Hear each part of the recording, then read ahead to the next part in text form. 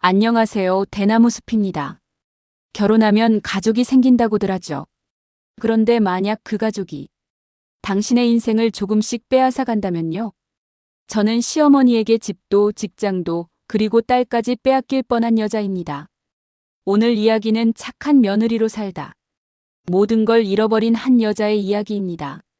이 이야기가 남의 일 같지 않다면 혹시 지금도 누군가의 눈치를 보며 스스로를 지우고 살고 있다면 구독과 좋아요로 이 이야기를 함께 지켜봐 주세요.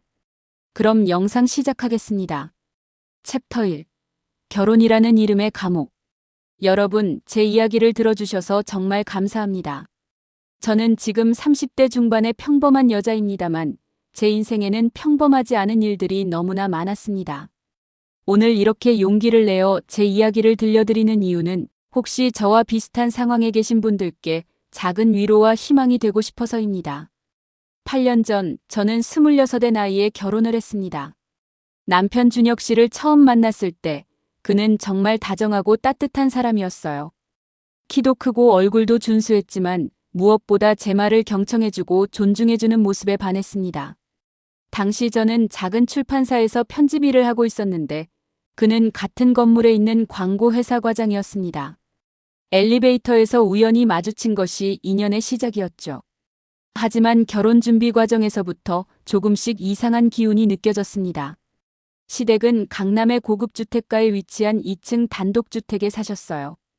시아버지는 중견 건설 회사의 임원을 지내셨고 시어머니는 평생 전업주부로 사셨습니다. 첫 상견례 날 시어머니 김순자 여사님은 저를 위아래로 훑어보시더니 이렇게 말씀하셨어요. 얼굴은 예쁘네요. 그런데 학벌은 좀 그렇고 집안도 평범하다던데. 저는 그저 웃으며 열심히 배우겠습니다. 라고만 대답할 수 있었습니다. 결혼식 준비는 전쟁이었습니다. 웨딩드레스부터 예식장, 하객 리스트까지 모든 것을 시어머니께서 결정하셨어요. 제 의견은 단 한 번도 반영되지 않았습니다. 우리 준혁이는 명문대를 나왔고 좋은 직장을 다니는데. 그런 아들과 결혼하는 게 어디예요? 시키는 대로만 하면 돼요. 시어머니의 말씀은 언제나 이런 식이었습니다. 준혁 씨에게 도움을 청했지만 그는 엄마가 좀 까다로우시긴 하지만 우리를 위해서 그러시는 거야. 조금만 참아줘. 라고만 하셨어요.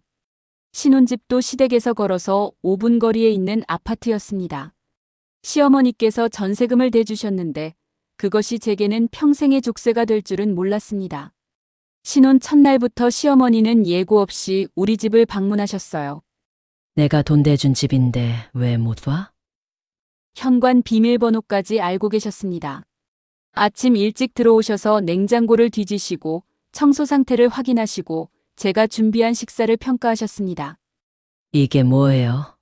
우리 아들이 이런 걸 먹고 회사를 다닌다고? 시어머니의 목소리는 언제나 날카로웠습니다. 저는 시어머니께 정말 잘하려고 노력했습니다. 매일 새벽같이 일어나 시댁에 문안 인사를 드리러 갔고 명절에는 혼자서 30인분의 음식을 준비했습니다.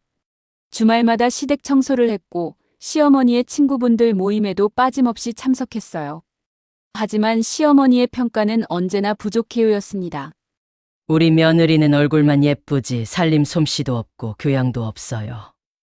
시어머니는 제가 없는 자리에서는 물론이고 제가 있는 자리에서도 이런 말씀을 서슴지 않으셨습니다. 결혼 2년 차가 되던 해 저는 임신을 했습니다. 기쁨도 잠시 시어머니는 제게 즉시 회사를 그만두라고 하셨어요. 배 속의 아기가 우리 집안의 대를 이을 아들일 수도 있는데 어떻게 일을 해요? 당장 그만두고 몸조리나 해요. 저는 제가 사랑하는 일을 포기하고 싶지 않았지만 가정의 평화를 위해 결국 사표를 냈습니다. 그날 사무실을 나서며 얼마나 울었는지 모릅니다. 임신 기간 내내 시어머니는 매일 저를 감시하셨습니다. 제가 먹는 음식, 입는 옷, 보는 TV 프로그램까지 모든 것을 통제하셨어요. 우리 손주에게 나쁜 영향을 줄 수 있어요. 저는 마치 손주를 낳는 기계가 된 것 같았습니다. 산부인과 진료도 혼자 가본 적이 없었어요. 시어머니께서 항상 동행하셔서 의사 선생님께 이것저것 지시하셨습니다. 제 몸인데도 제가 주인이 아니었습니다. 출산 예정일이 다가오자 시어머니는 입원할 병원까지 지정하셨습니다. 강남의 유명한 산부인과였는데 특실을 미리 예약해 두셨더군요. 우리 집안 며느리가 싼 병원에서 애를 낳을 수는 없잖아요? 하지만 정작 출산 과정에서 제가 얼마나 힘들었는지는 아무도 신경 쓰지 않았습니다. 시어머니는 오로지 태어날 아기가 아들이기만을 바라셨어요. 진통이 20시간 넘게 계속되었지만 시어머니는 우리 준혁이도 태어날 때 힘들었어요. 며느리면 이 정도는 참아야죠. 라고 하셨습니다. 결국 제가 낳은 아기는 예쁜 딸이었습니다. 아기를 처음 안았을 때의 그 벅찬 감동을 저는 평생 잊을 수 없을 거예요. 하지만 시어머니의 표정은 싸늘하게 굳어 있었습니다. 딸이네요? 우리 아들 씨가 좋은데 왜 딸을 낳았어요? 그 순간 저는 제 존재가 무엇인지 깨달았습니다. 저는 사람이 아니라 그저 시댁의 대를 이을 손자를 낳아야 하는 도구였던 것입니다.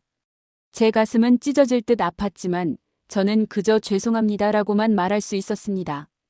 그때부터 제 진짜 지옥이 시작되었습니다. 챕터 2. 어머니의 자격. 여러분, 제 딸 서연이가 태어난 후의 삶을 말씀드리자면 정말 눈물 없이는 이야기하기 힘듭니다. 산후조리원에서 돌아온 그날부터 제 일상은 완전히 달라졌어요. 시어머니는 매일 아침 7시면 어김없이 우리 집에 오셨습니다. 딸이라서 그런지 별로 예쁘지도 않네요. 우리 준혁이 어릴 때는 정말 잘생겼는데. 갓 태어난 제 딸을 보면서 하신 첫마디였습니다. 서연이를 키우는 모든 과정에서 시어머니는 제 결정을 존중하지 않으셨어요. 모유 수유를 하고 싶다고 했더니 딸인데 뭐하러 그렇게까지 해요? 분유 먹이세요. 라고 하셨습니다. 아기 옷을 사러 가면 이런 비싼 옷을 딸한테 입혀요? 나중에 아들 나오면 그때 사야죠. 라고 핀잔을 주셨어요. 제 딸은 마치 임시 손주 취급을 받았습니다. 시어머니의 친구분들이 오시면 우리 며느리가 처제를 딸로 낳아서 참 실망이에요. 빨리 둘째 아들을 낳아야 할 텐데. 라고 당당히 말씀하셨습니다. 남편 준혁 씨는 점점 더 집에 늦게 들어오기 시작했습니다. 회식이 잦다고 했지만 나중에 알고 보니 그냥 집에 오기 싫어서였어요. 엄마랑 너랑 매일 싸우는 걸 보는 게 힘들어. 조금만 참아줄 수는 없어. 라고 하셨습니다. 저는 한 번도 시어머니와 싸운 적이 없었습니다. 일방적으로 당하기만 했을 뿐이죠. 하지만 남편은 그것조차 제 잘못으로 돌렸어요. 서연이가 돌을 앞두고 있을 때였습니다. 시어머니는 돌잔치를 하지 말자고 하셨어요. 딸 돌잔치에 돈을 왜 써요? 그 돈으로 둘째 아들 낳을 때 쓰세요. 저는 처음으로 시어머니께 반대 의사를 밝혔습니다. 서연이는 제 소중한 딸입니다. 돌잔치는 꼭 하고 싶습니다. 그날 시어머니는 제 뺨을 때리셨어요. 감히 시어머니한테 말대꾸를 해? 내가 뭐가 잘났다고? 저는 충격에 아무 말도 할 수 없었습니다. 남편에게 이 사실을 말했지만 그분은 엄마가 화가 나셔서 그러셨을 거야.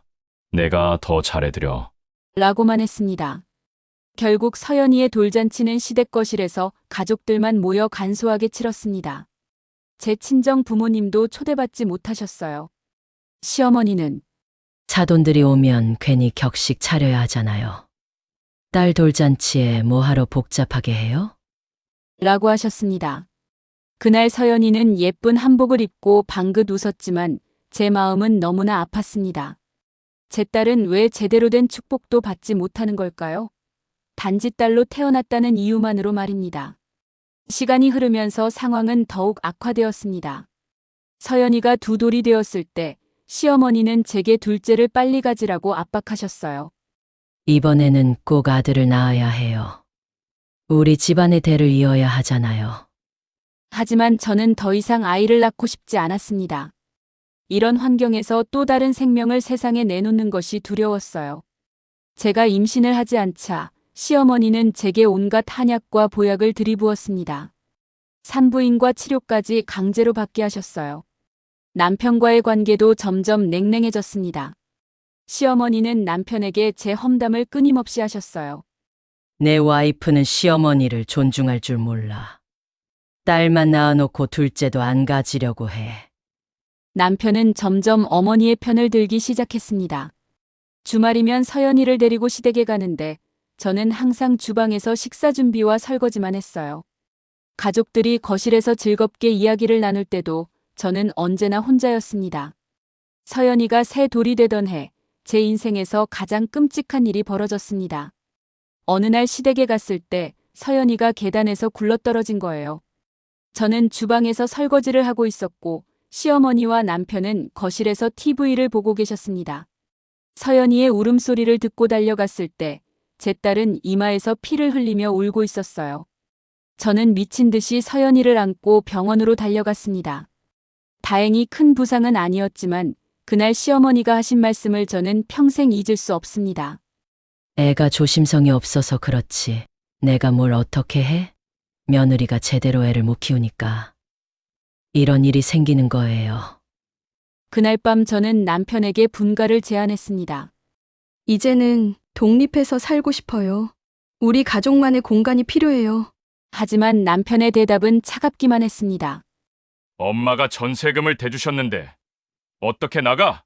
그리고 엄마는 우리를 위해서 그러시는 거야. 내가 잘하면 엄마도 좋아하실 거야. 저는 그날 깨달았습니다. 이 결혼에서 저는 아무런 권리도 없는 사람이라는 것을요.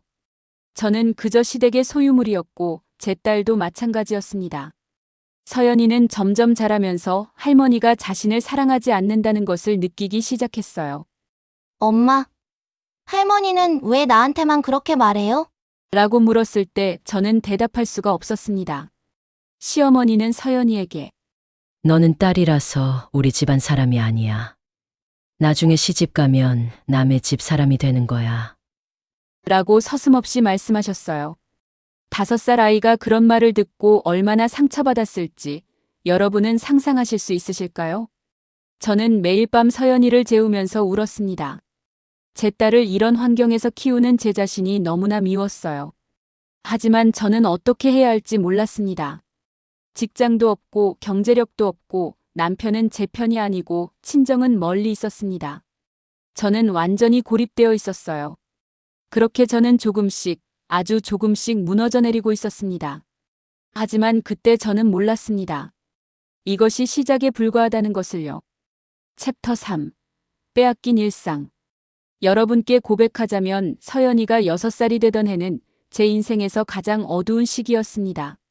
시어머니의 간섭은 더욱 심해졌고 이제는 서연이의 교육까지 모든 것을 통제하려 하셨어요. 유치원도 내가 정한 곳으로 보내야 해. 우리 집안 손녀라면 최소한 강남의 유명한 유치원은 다녀야지. 시어머니가 정하신 유치원은 집에서 차로 40분이나 걸리는 곳이었습니다. 매일 아침 6시에 일어나 서연이를 깨워 차에 태워야 했어요. 그런데 문제는 유치원이 끝나는 시간이었습니다. 시어머니는 서연이를 직접 데리러 가셨어요. 어차피 며느리는 할 일도 없잖아요. 내가 손녀 교육을 제대로 시켜야 해. 그렇게 시어머니는 서연이를 데리고 시댁으로 가셨고 저녁 8시가 되어서야 집으로 돌려보내주셨습니다. 제가 항의하자 내 돈으로 유치원 보내는데 내가 데려가면 안 돼요? 며느리는 애를 제대로 못 키우니까 내가 가르치는 거예요. 라고 하셨습니다. 저는 점점 제 딸과 함께하는 시간을 잃어갔습니다. 주말에도 시어머니는 서연이를 데리고 백화점이나 문화센터에 다니셨어요. 물론 저는 초대받지 못했습니다. 며느리가 따라오면 서연이가 집중을 못해요. 할머니랑만 있어야 말을 잘 들어요. 서연이는 점점 할머니에게 익숙해졌고 저와는 낯설어지는 것 같았습니다. 제 가슴은 매일 찢어지는 것 같았어요. 그해 여름 더욱 충격적인 일이 벌어졌습니다. 시어머니는 서연이를 데리고 제주도로 일주일간 여행을 가셨어요. 제게는 며느리는 집에서 쉬고 있어요. 애 없이 남편이랑 둘이 시간 보내면 둘째 생길 수도 있잖아요. 라고 하셨습니다. 저는 미친 듯이 반대했지만 남편은 시어머니 편을 들었어요. 엄마가 서연이 데리고 좋은데 놀러 간다는데 왜 그래? 우리도 오랜만에 둘이 데이트나 하자. 결국 서연이는 할머니를 따라 제주도로 떠났습니다. 그 일주일은 제 인생에서 가장 길고 고통스러운 시간이었습니다. 서연이에게 전화를 걸어도 시어머니가 받지 않으셨어요. 간신히 연결이 되어도 엄마, 나 할머니랑 재밌어요. 할머니가 맛있는 것도 사주시고 예쁜 옷도 사주셨어요. 라는 말만 들었습니다. 제 딸이 저 없이도 행복해하는 것 같아서 더욱 마음이 아팠어요. 제가 과연 좋은 엄마인지, 제가 서연이에게 필요한 존재인지 끊임없이 자책했습니다. 여행에서 돌아온 후 시어머니는 더욱 대담해지셨습니다. 서연이는 나랑 있을 때가 제일 행복해 보이더라고요. 며느리는 애한테 스트레스만 주니까 당분간 서연이를 우리 집에서 키우는 게 어때요? 그 말을 듣는 순간 제 머릿속이 하얘졌습니다. 시어머니는 제 딸을 완전히 빼앗으려 하고 계신 거였어요. 저는 떨리는 목소리로 안 됩니다라고 말했지만 시어머니는 코웃음을 치셨습니다. 며느리가 뭘 할 수 있어요? 이 집도 내 돈으로 산 거고, 며느리는 돈도 없고 직장도 없잖아요. 그날 밤 남편과 심각한 대화를 나눴습니다. 당신, 어머니가 우리 딸을 빼앗으려 하고 있어요. 우리 이혼해요. 저는 서연이를 데리고 나가겠어요. 하지만 남편의 반응은 예상과 달랐습니다. 이혼. 내가 무슨 돈으로 서연이를 키워. 그리고 이혼하면 양육권은 내가 가져갈 거야. 넌 직장도 없고 경제력도 없잖아. 그 순간 저는 깨달았습니다. 제가 얼마나 완벽하게 고립되어 있는지를요. 다음 날 저는 몰래 법률 상담을 받으러 갔습니다. 변호사님은 제 상황을 듣고 고개를 저으셨어요. 경제력이 없는 상태에서 양육권을 가져오기는 매우 어렵습니다. 특히 상대방 집안이 부유하고 남편이 안정적인 직장을 가지고 있다면 더욱 그렇습니다. 게다가 서연이가 할머니와 많은 시간을 보내고 있다는 것도 불리하게 작용할 수 있어요. 저는 그날 상담소를 나오면서 길바닥에 주저앉아 울었습니다. 제가 할 수 있는 게 아무것도 없다는 사실이 너무나 절망적이었어요. 그 후로 저는 서연이와의 시간을 조금이라도 더 확보하기 위해 시어머니께 더욱 굽신거렸습니다. 시어머니가 시키는 대로 다 했어요. 새벽같이 일어나 시댁 청소를 하고 시어머니의 친구분들 모임 음식을 준비하고 명절에는 혼자서 모든 일을 했습니다. 하지만 시어머니의 태도는 변하지 않았어요. 오히려 더욱 심해졌습니다. 며느리가 당연히 해야 할 일을 하는 건데 뭘 바라는 거예요? 서연이가 7살이 되던 해 가을, 제 인생에서 가장 끔찍한 일이 벌어졌습니다. 시어머니는 서연이를 정말로 시댁으로 데려가셨어요. 초등학교 입학 준비를 제대로 해야 하니까 당분간 우리 집에서 지내는 게 좋겠어요. 며느리는 그런 것도 모르잖아요. 남편도 시어머니 편을 들었습니다. 엄마 말씀이 맞아. 서연이 교육을 위해서야.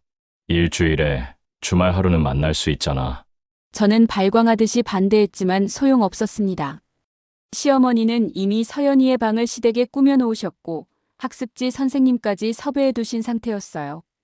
서연이는 엄마, 나 할머니 집에 가면 안 돼요?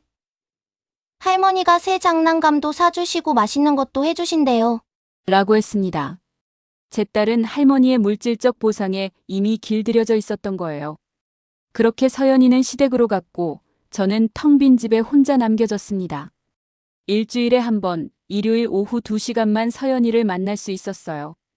그것도 시댁에서 시어머니의 감시 아래서였습니다. 서연이를 안고 있으면 시어머니는 너무 오래 안고 있으면 애가 버릇 없어져요.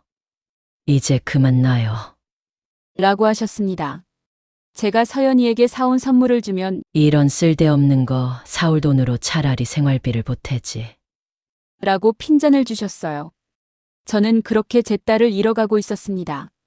하지만 그때 저는 알지 못했습니다. 이것이 제 인생의 전환점이 될 거라는 것을요. 바닥까지 떨어져 봐야 다시 일어설 수 있다는 것을 그때의 저는 몰랐습니다. 하지만 어둠 속에서도 희미한 빛은 있었습니다. 그리고 저는 그 빛을 향해 기어가기 시작했습니다. 다음 편에서는 바닥까지 떨어졌던 제가 어디서부터 판을 뒤지를 수 있었는지, 어떤 준비를 하였는지 숨김없이 말씀드리도록 하겠습니다.